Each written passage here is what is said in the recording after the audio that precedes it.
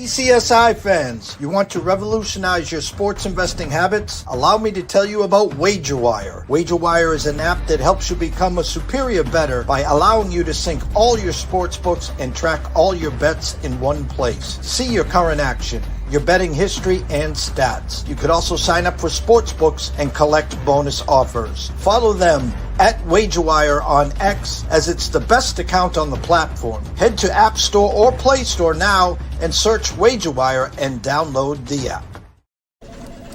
Jared, hey, we're gonna need you to tone it down with the Summer Friday thing, okay? What are you talking about? Well, for one, it's not summer anymore. Oh, really? Coconut. Also, who is this? I'm the caddy. Oh, he's my intern. Sorry, intern. I'm his intern. Yeah, he's doing a great job. No golfing in the office, okay? Summer Fridays are over. You can keep the Hawaiian shirt, but the rest of this stuff, all right? Are you grilling? Oh, yeah. Did you want a burger or a hot dog? No, grilling in the office. That's a good point. We should take this outside. No, that don't. You put that right back down. Yo, it's all in the hips. Oh, dude, come on, we gotta go. Let's go.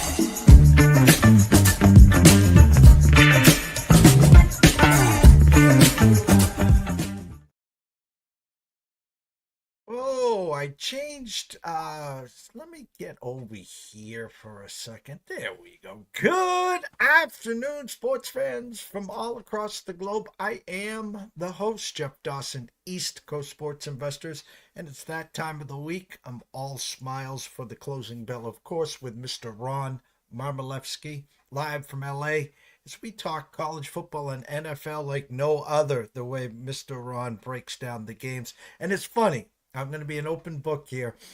We usually get in right before 5 o'clock and we do a little chat back and forth, and then we dive right in. Unscripted, of course. No scripts here, not needed.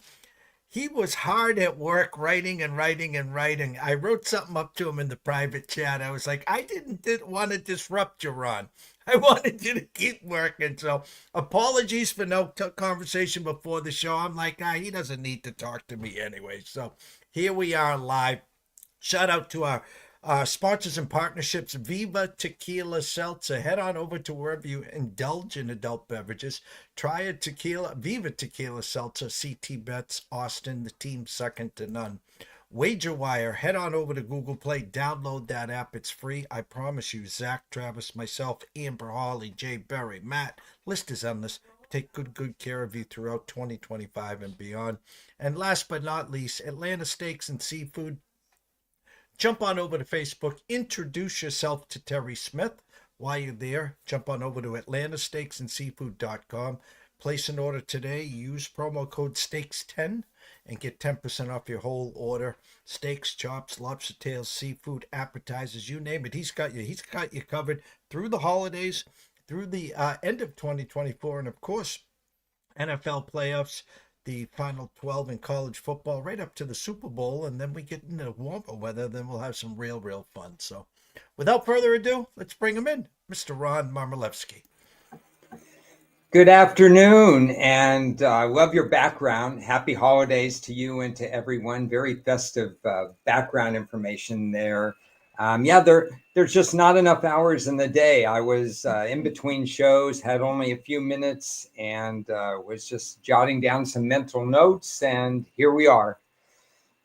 I saw you working, and I was going to bring you on like I always did, and I was like, I'm not going to interrupt him. I know we have 3 or 4 minutes of intro, so I was like, I'll give him a couple extra minutes. So welcome and happy holidays to you and your family, of course.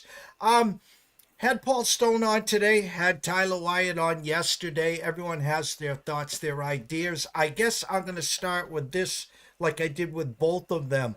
we were talking in August, the world was perfect. We had the final 12. We finally solved Da Vinci's Code. We were going to get the 12 best teams in the country in this 12-team format. We're giving the conference champs a bye week so they can rest. I know I didn't have Boise State and Arizona having a bye week and waiting. You talk about some iron they got to play tomorrow and this weekend. Thoughts? We know they screwed it up. There's some tinkering to be done, but overall, did they get it right? I think they got about 95% of it right, which is probably about 75% more than I would have guessed. I mean, it wasn't bad. I think never in 1,000 years did they think a Boise or a group of five team would be anything but the 12 seed. And I think their original intent was to give Boise, give whoever, Liberty, for example, last year, that bone, give them the money, give them the 12 seed, get them out quickly in the first round of the playoffs, having to play a 5 seed, which would have been impossible on the road. And yet here we are with Boise and Arizona State, for that matter, getting that bye. And I personally like that. I think you should throw more than a bone to the group of five. I mean, you're dominating things anyway with the big two conferences. Why not give them this opportunity to have this particular bye week? Actually, the only thing I would have changed, and it's a questionable call, it's a close call, I would have had Tennessee ever so slightly ahead of Ohio State and would have flipped that home game. But everything else, I think they got right. And the matchup that I was hoping that we would see just for viewing purposes, Indiana, Notre Dame, really came to life. Well, it's funny because bowl season now with NIL, with transfer portal that you're writing about. I mean, Marshall, 25 people pulled from their team. They had to tap out. They couldn't even make the bowl game. It's just disgusting. I remember talking to you throughout last year about, no more Pac-12. I know that's where your heart is, an Oregon State alum. But I want to go back to Arizona State and Iowa State game because not a lot of people watch a lot of Arizona State. And I talked to you at length. I was like, wow, where did this team come from? Where did this team come from? And the one name that we talk about at running back all year was Boise State and Ashton Genty. Well, there's a running back for Arizona State that caught some people's eyes, Ron. Yeah, and this is a pretty good running back group. As we get closer to the draft, I'll really start sorting them out. But it's possible that Arizona State's running back could have a better career than Boise State's running back in terms of the NFL. Not to discount anything that Genty did at Boise State, but Arizona State, they did it with a brand new team. Remember, in the first year for Dillingham, he brought in something like 60 new people out of the portal, and he put in another 40, 45 this year. They showed signs of having good defense in 2023. It carried over, and it's a tremendous success story to be able to turn over the roster twice. I guess now it's just going to be commonplace to turn over the roster. But what they did before the nil dollars was being passed around, kudos to them for having such a good year that they get the playoff bye. We got 4 games. We start off Friday night, and it's a classic. I'm looking at it right now. Indiana, Notre Dame at Notre Dame, a number that started at 8 with a 51 and a hook. Now 7, minus 5 cents at the Circa. Good evening, Mr. Benson and Mr. Stevens, with a 52. Now, I'm not calling this a pros versus Joes here, and sometimes people get this mixed up. Public all on one side, sharp side all on the other, and we know it doesn't matter. The sharps win sometimes, the public wins another. But I'm not hearing a lot of people running to the window and backing the Notre Dame team, who's been fighting for their life since week 2 against Northern Illinois, Ron. Yeah, the whole sharps versus squares kinds of things is very misleading to me, and it's often out of context because a lot of sharps just are picking off numbers. They're taking numbers. So at 8, no one's going to come out with Notre Dame. And at 6.5, everybody's going to come out with Notre Dame if you're playing the numbers and you're a sharp person. The 7's a little trickier. They're hoping for two-way action there. Notre Dame has such a fantastic defense. it's really going to behoove Indiana to get that run game going. I think this really hinges on Indiana's run game, and if they can get that going, because it's hard to pass on Notre Dame. It's just really hard. The factor in Indiana's favor, maybe a little bit of a factor that people are ignoring, is the fact that Notre Dame's strength of schedule wasn't as high as people may have thought. Indiana avoided a few people in the Big Ten as well. But Notre Dame, I know they played Army, I know they played Navy, but those are different kinds of schools. There wasn't a lot other stuff on their schedule. USC at the end of the year, but they were an incomplete team. So I think we should take a step back and say, what did Notre Dame do against the top teams on their schedule? Shout out to Richard Populus, best show on the East Coast. Thank you so much. Shout out to Billy Hewlin. Long time no talk. Roll Tide, Roll Tide. It says, good afternoon, JD and Ron. Merry Christmas to both of you. Sending love from the South Coast there. Ron, I have a saying, and I stole it. Okay, long time ago, WFAN. If I wasn't invited to the wedding, don't expect me there at the funeral.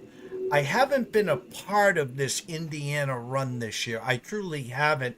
And I'd hate to dive in and be a part of that and then final score Notre Dame 27-10. You know what I mean? I understand that completely, because the only true test that Indiana faced was Ohio State, and they got in their own way in that game with a fumble, was a punt return touchdown, a fumble on the very next play. The game flipped right away, and Kurt Sinetti, the coach, said all the right things at that point. He said, we were really in that game. Don't judge us on the basis of one game. And here he gets that try again. And it's a pretty big stage, a stage that Indiana never thought they'd be at.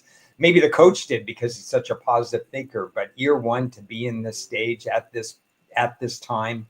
So Indiana's just got to play their game, do what they do best, control the line of scrimmage in the run game, like we said. And I was high on Indiana right from the get-go, from the season win total all the way on. It still was an experiment to take 10 good James Madison players and pluck them into a Power 2 conference, and they pulled it off. And they'll probably get better now because they have national recognition now. And moving forward, NCAA football is going to be about recruiting as much as coaching. And Indiana's recruiting resume is out there. But you're right.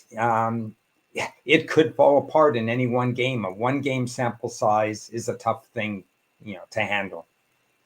We head to Saturday, 3 great games, starting off at Happy Valley at 12 p.m., SMU, Penn State. Some people think Paul Stone was one of them.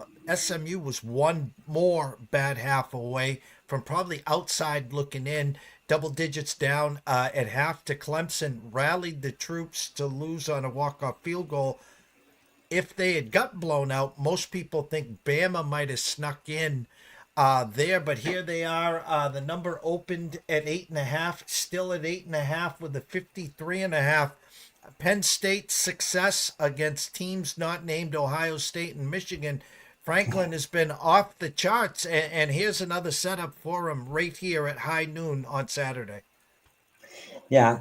Now the one thing I'll mention, you got these 4 playoff games. These are not going to be the games that you're going to look for edges that you have and nobody else has. Everybody knows everything. These games have been dissected from beginning to middle to end. So anything that I think might happen, like the line of scrimmage in Indiana or what I say about the other games, is more about my general particular approach to matchup analysis, but it's not going to necessarily be a hidden gem, other than maybe if I see some special teams edges, because I still think that's an area that's underdeveloped in terms of the odds making part. So with that said, and you said it well, where does SMU stand? Is SMU another team that is below the highest level of competitors, meaning Penn State?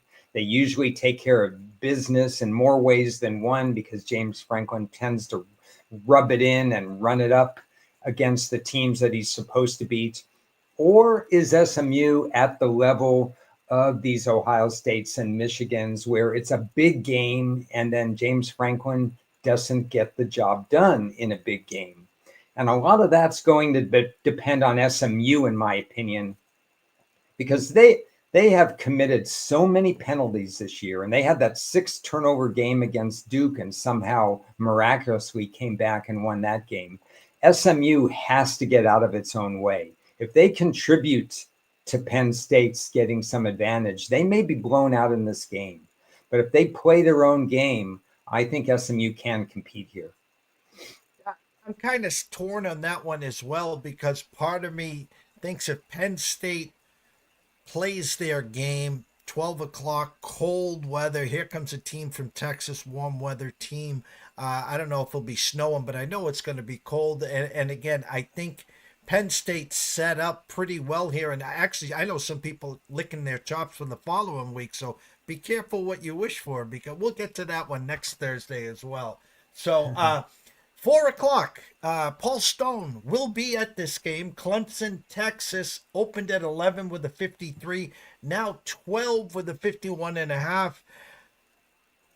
I don't know where how they're going to score, how they're going to compete. I think, Texas got to run the ball a little better. I give them edges basically on both sides of the field. I love their defense.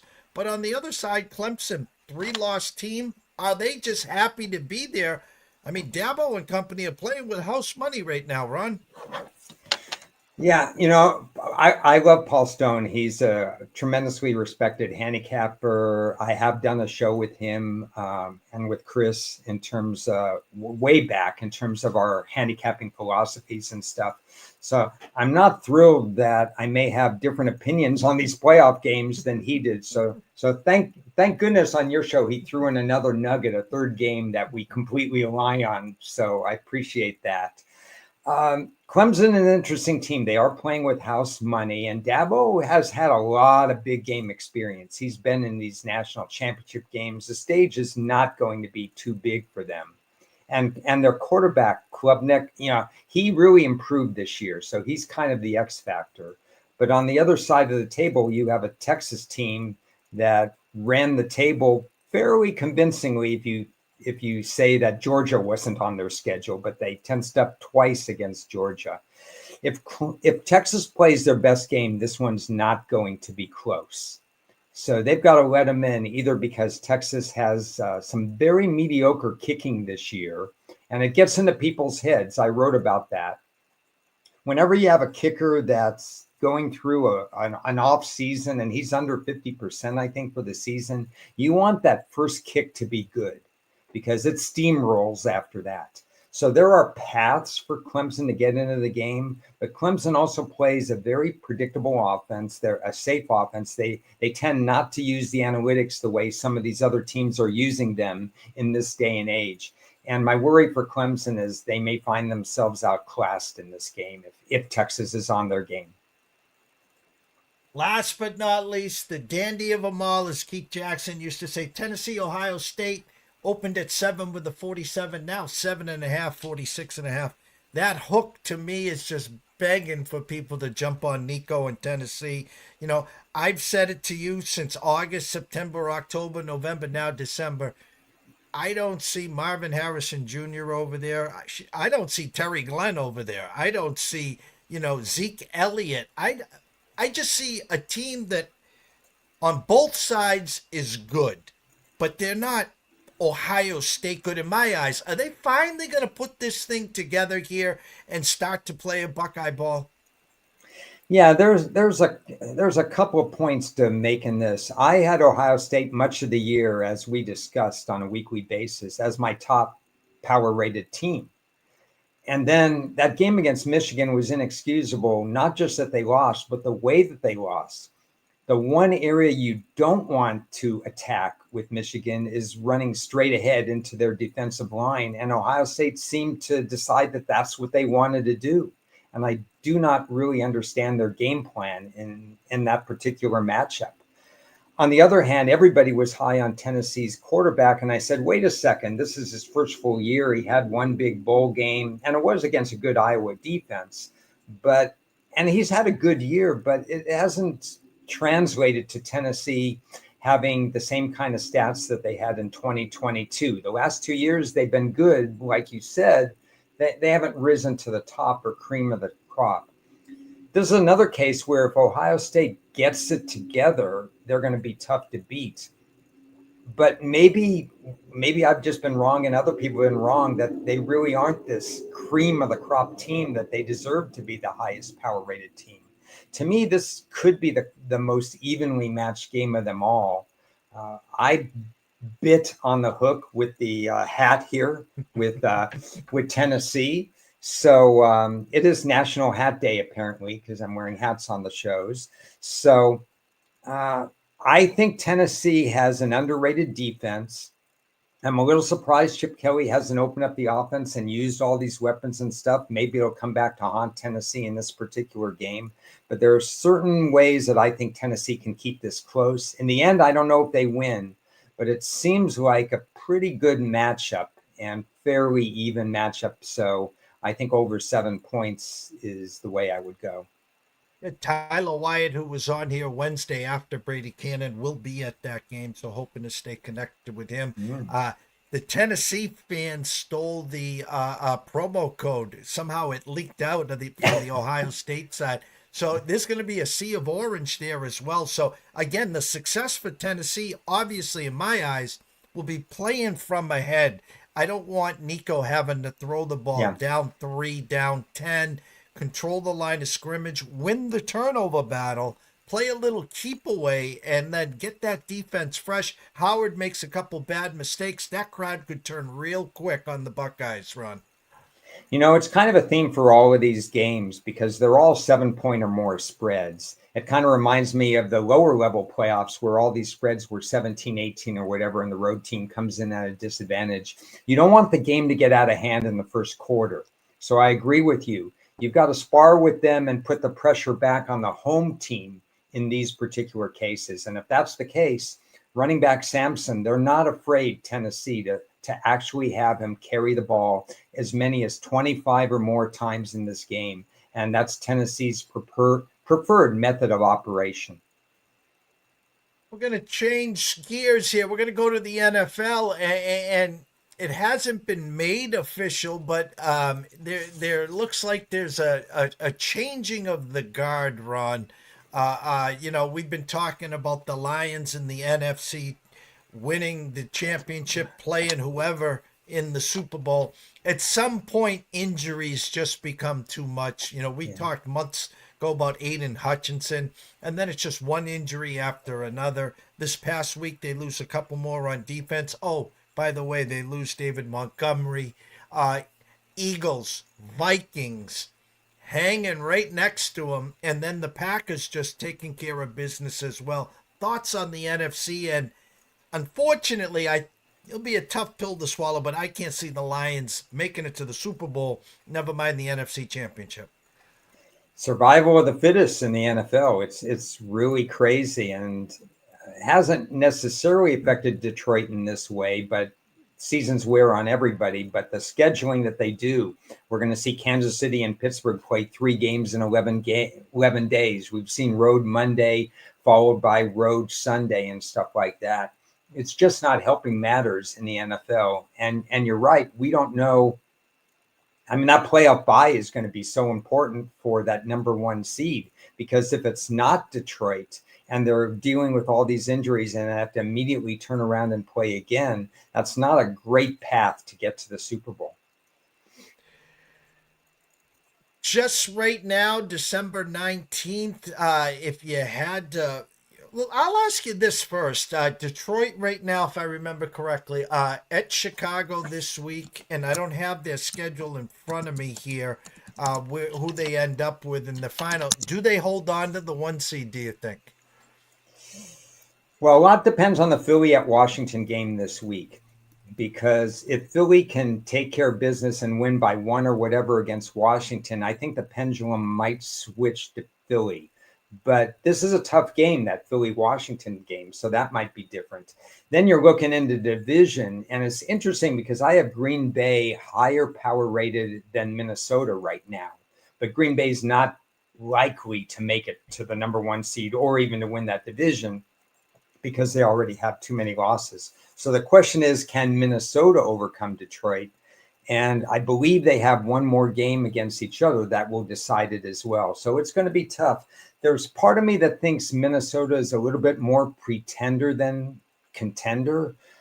But I do like what Brian Flores does on defense, and they do put a lot of pressure on opposing quarterbacks. They have feasted on lesser teams. Sam Darnold has played generally well, but there's going to be one or two instances where he's going to make a read that you don't want him to read. It's so great that Aaron Jones is there because, like Barkley in Philadelphia, Aaron Jones in Minnesota, that could be the difference why these teams actually are going to be strong playoff teams. In the past, you would have said when push comes to shove, Sam Darnold can't do it on its own, and Jalen Hurts cannot win the games on their own. So now that they have these running backs, yes, I think Detroit's vulnerable. And then add, of course, to the Packers and Josh Jacobs. The fact of the matter is that Jacobs has been a huge help for Matt LaFleur and Jordan Love here. Their first drive run last week, 7 rushes by Jacobs and 2 passes to Jacobs, and they scored a touchdown. So he touched the ball all 9 times. CJ Nichols talks about Gibbs. Yes, they will be leaning on Gibbs in Detroit. And I don't want to discount Gibbs at all. He's a two-way back. I mean, he brings a lot to the table, but they will miss Montgomery in the red zone. They will miss those 5-yard, 2-yard touchdowns that he just pushes the pile. Gibbs is not that kind of running back. And so the one thing I would worry about in Detroit in those situations is red zone field goals instead of red zone touchdowns. You stole my thunder a few minutes ago because I learned it from you the best. You talked about rest. I remember last year you talked about the disadvantage with Kansas City. Well, Patrick Mahomes has already talked about it. Not happy. 3 games in 11 days and kind of surprised. They got a 2-game lead on paper, technically 1.5. They can lose one more game without giving the 1 seed to Buffalo here. Surprised Mahomes playing on Saturday against the Texans? Yeah, I am surprised, and primarily because of what the schedule maker did, because that's tough. You're going to go from Saturday to Wednesday in another marquee game against another quality opponent. So that's really, really difficult, and a very physical opponent too. So, last week they had all those schedule disadvantages. Then they were locked into the number 3 seed, and everybody rested on week 18, including Travis Kelce, even though he had milestones to meet. They had a bigger goal in mind. I think Kansas City, Mahomes must be thinking, we're going to win while we can right now, and we're going to rest everybody again week 18 because we have a little cushion right now. Let's do what we can. Let's put away Houston if they can. And let's rest everybody on week 18. And I firmly believe Kansas City is going to play a practice game on week 18 if they're the number 1 seed. And then they'll be refreshed. So right now, their mindset is let's not take the pedal off the metal. That's great at thought process, too. The fact is they're at home against, they opened up 2.5-point underdogs because the assumption was Pat wasn't playing. And no, not so short. Now, 3-point favorites win Saturday. Rest on Christmas Day against Pittsburgh, and then you just get the bye week because Buffalo runs out of games, and they'll be the 2 seed. Yeah, I think Buffalo's schedule is fairly easy down the stretch, but still, and they're down 2 games instead of down the 1 game. So, and Buffalo has its own set of issues. I know they play New England this week, and they're going to probably be able to score as they have been able to score. But let's not discount the fact that Drake May went 19 out of 23 last week, and Buffalo's defense has some more questions than answers, shall we say. Looking at Houston, Kansas City, Pittsburgh, Baltimore. Okay, let me backtrack. I mean, Buffalo and what Josh Allen has done the last couple of weeks, 10 touchdowns. He's just been amazing. And I don't think anyone wants to go to Buffalo, even though they've had trouble in the playoffs here. Kansas City went there as an underdog last year and did what Mahomes usually does, find a way to win in your power rankings right now, AFC, are they one in the AFC? And where do you have Buffalo overall in your power rankings in the NFL? Seems like every team is circled right now because of injury, but Buffalo's not circled, and I do have them number one right now, even with the defense that I have worse than most people have, and we're starting to see why I have Buffalo's defense as bad as they do and how bad they've looked. But I still have Buffalo as the number one team because basically they don't have to punt most of the time because that offense is running on all cylinders. It's really close at the top. There are about four teams, and Green Bay, like I said, has entered the mix. So it's a very fluid situation. Kansas City hasn't moved. Kansas City hasn't moved much from week one all the way to now. I mean, they just haven't moved. Teams have come and gone from the top four, and Kansas City sits around 5 right now. Divisional Thursday night game, good game. Chargers 2.5 at home against Denver. They went in early in the year to Denver before Bo became Bo and took care of business there. Opened at 3. There has been some money trickling in on the Broncos. Thoughts on tonight's Thursday night game, Denver at the Chargers? I think the Chargers started off this year ahead of schedule.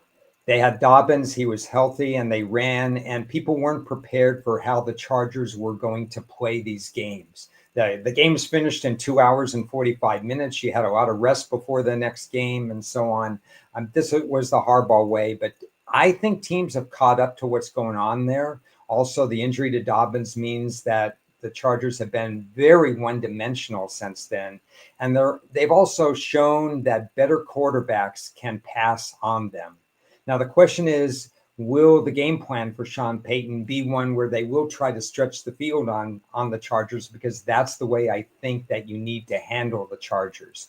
My power rating suggests that Denver has value in this particular game. I make it more of a toss-up game. Wouldn't necessarily be surprised who wins this game, but I do think it's an important game on the schedule. You're trying to get to that number 5 seed as best as possible so that you could avoid what could be Baltimore if Baltimore beats Pittsburgh this week. You don't want to play Baltimore that first round of the playoffs. You certainly don't want to play Buffalo or Kansas City. You want to be in that fifth seed spot. So it's a more important game. They moved this game, Jeff. It was originally going to be a Sunday game, and they moved it to a Thursday. But they got the blessing on both teams, so nobody's complaining. And then they moved the Patriots game next week, who hosts the Chargers, to Saturday as well. So kind of comical. Drake May, again, after the whooping this Sunday against the Bills, then has to go face Harbaugh and the Chargers. I'm going to stay on that Saturday. Surprised at this. We know Pittsburgh, Baltimore, it doesn't matter if you're playing it on the moon, in a parking lot. It's a one-possession game. Usually comes down to a field goal. It's just a rugged 19-17 game. There's been a game where Tucker, I think, had 6 field goals and they won 18-17. Big game for Lamar and Henry. Last week, Lamar 5 touchdowns in New York against the Giants. This line opened at 6. Got a little Pittsburgh money coming down to 5.5. Thoughts on Ravens Steelers? Well, this is what I've said all along. They can play this game in a parking lot. They can play this game, on the middle on the moon. They can play this game anywhere. They can play this game on a Monday after both teams have played on a Sunday, and it's not going to matter. It's a street fight. They know each other so well. These coaches have such a history against each other. Nothing's going to surprise them. Every time we think Baltimore is, they're just so much better. It's Pittsburgh and Baltimore. You just have to throw all that out. It's going to be a street fight.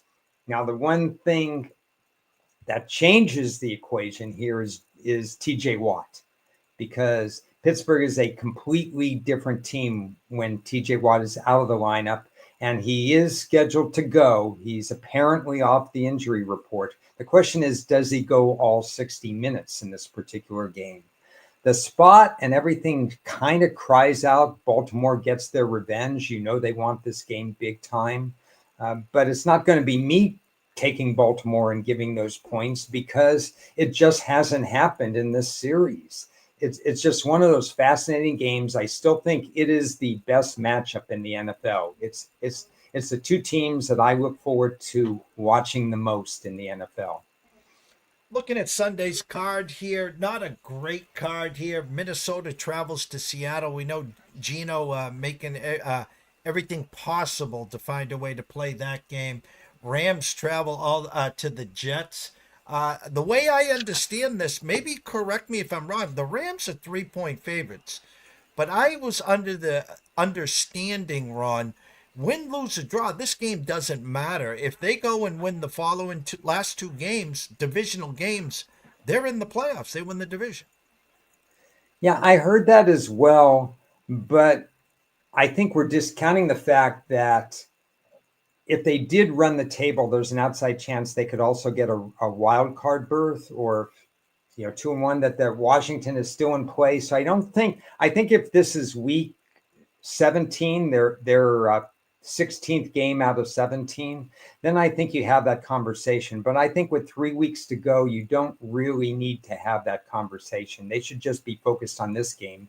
And if you're Seattle, you have to have a bad taste from the fact that you got beat by Green Bay, and they really got beat. I was surprised that Seattle played the way they did against Green Bay. And now you're getting the same kind of opponent with a better record in Minnesota. If you really want to establish some confidence in your team, you can't be looking that way. You have to be looking at winning this game. And lastly, you talked about it, and I'm going to bring it back to the table. Philadelphia at Washington. Big game, obviously, for both teams. Philadelphia eyeing that 1 seed. Barkley a little dinged up on last Sunday's game. A professional performance from Jalen Hurts, A.J. Brown. They're cooking with Crisco. I think you got a live dog here with Washington. Thoughts on that game? Yeah, it's hard to fault anything Philly's doing. They've handled all the challenges. I liked them a lot in the spot last week against Pittsburgh. A time or two before that game, I thought, wow, they came through even better than I would have thought. So they haven't done anything wrong. Washington kind of hit a ceiling and then they fell back a little. But we have to remember, I mentioned this just a couple of hours ago, for their quarterback, Daniels, it's a long season. These college kids that are now rookies, they're playing more games than they've ever played before. Now, you could probably throw that out. They're going to do everything they can to win a divisional game. And really, the way you want to attack Daniels in Washington is what happens after this game. And from what I've said before, I love marquee matchups in the college especially, but also sometimes like this in the NFL. It's not this week I'm looking forward to. It's how they respond after this week. So some of these matchups like Philly, Washington, Pittsburgh, Baltimore, I hope they go double overtime, even though you're not allowed to go double overtime, because I have thoughts about how they're going to respond the next week. But this is a spot, again, where Washington, they're looking to see what's the measuring stick. How far have they come in year one of the new culture? And can they match up against Philly? And what is it, 3 and a hook now, mostly. And that hook is inviting, because I think metrically, matchup-wise, this is a closer game than people give it credit for. And if Washington, can stay with them with the turnover battle, if they can somehow run the ball a little, because teams tend to shy away from running the ball against Philly. Look at the number of attempts each and every week that Philadelphia opponents have against them. They move away from the run often.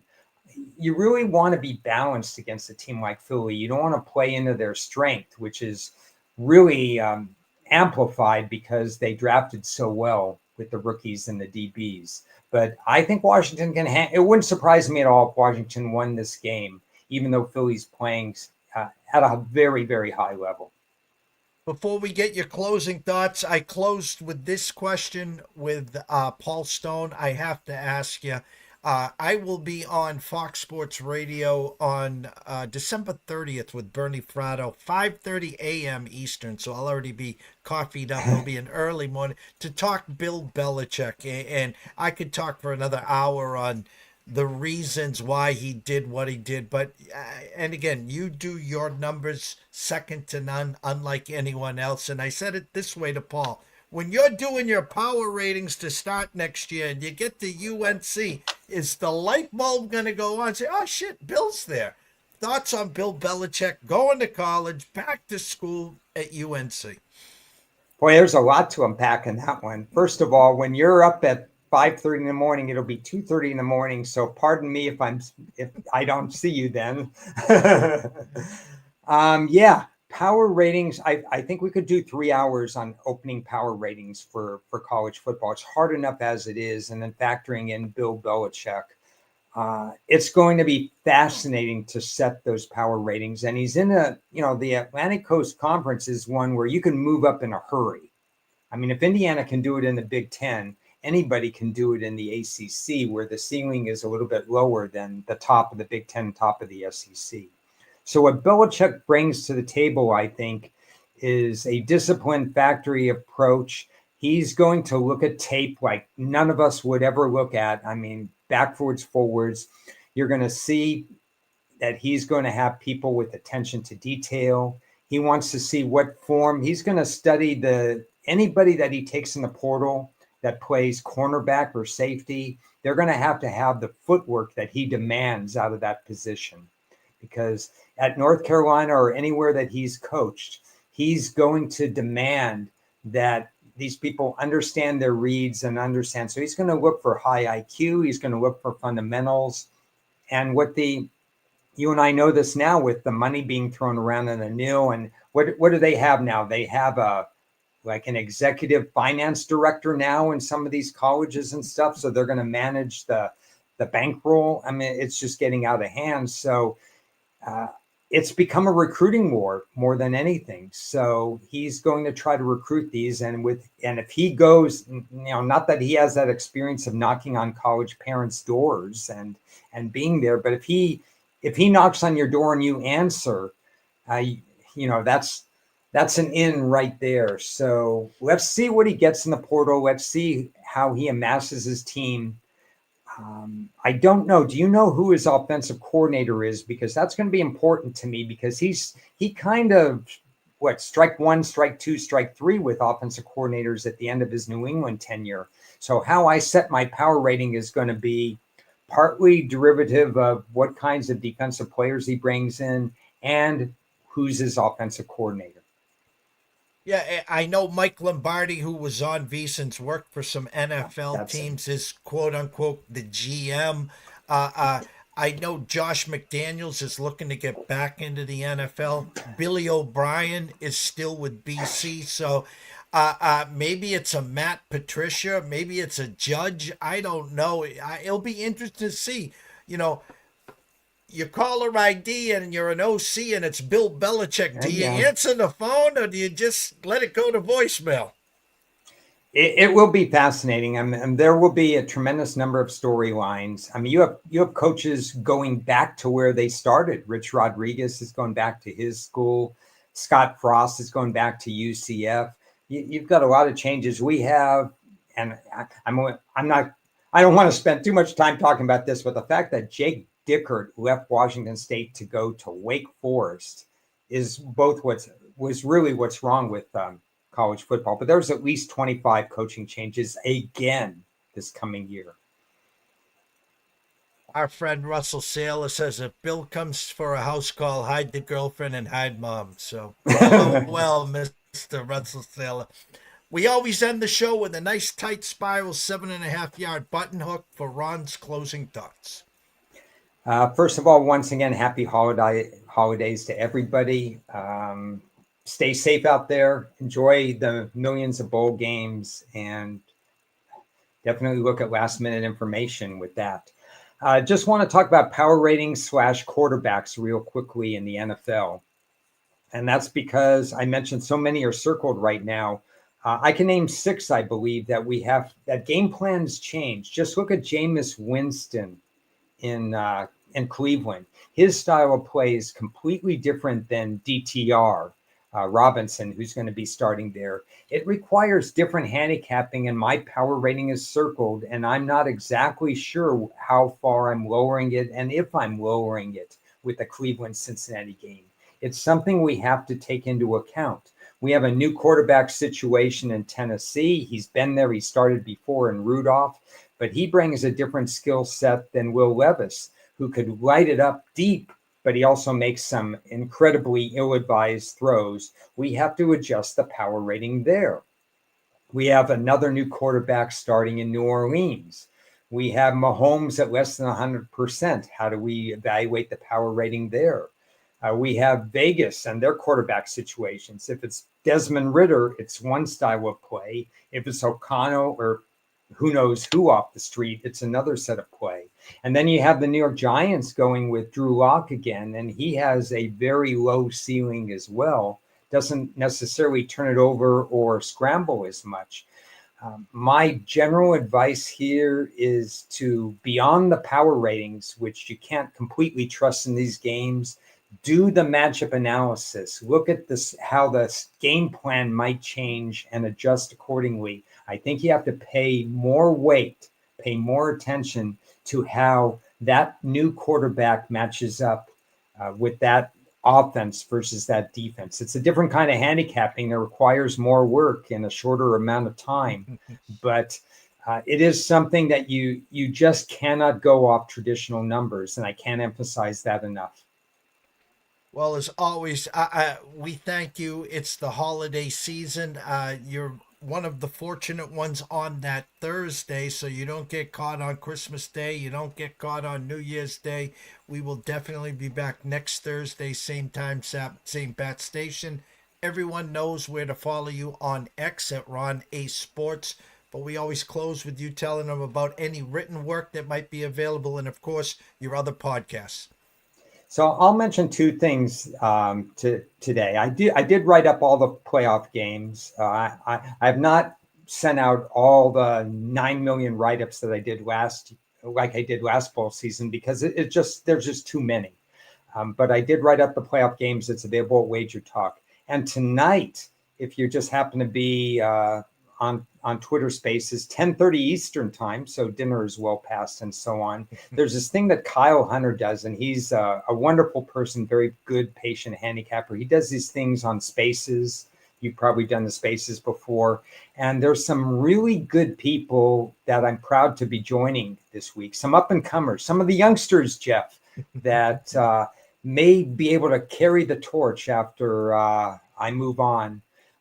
There's some good people. I'm looking forward to hearing what they say or talk about 5 or 6 bowl games tonight, 7:30 West Coast, 10:30 Eastern. So if you want a little bit more college football talk, tune into that. Well, everyone here thanks you. Again, shout out to Russell Saylor, CJ Nichols. We'll give a shout out to Billy Hewlin, everyone else watching around the planet. Go follow Ron at Ron A Sports. Go check him out. Check out his work at Wager Talk as well. Tomorrow morning at 10 a.m., I will be a guest with Andrew McGinnis at Wager Talk on his YouTube channel there. 11 a.m., the NCAA Insiders, 4 Men in a Box, and Adam Trigger to talk some college hoops. And hopefully around 3 o'clock, myself and Riley Magnuson will be back for the closing bell. So from myself, Jeff Dawson at EC Sports Investor, the one and only Mr. Ron Mamerlevsky at Ron A Sports, we wish everyone a blessed evening. Enjoy the action. Stay in your lanes. Don't let the book think that they're going to pay for your Christmas. That's long gone, people. So behave yourselves. We'll see you soon.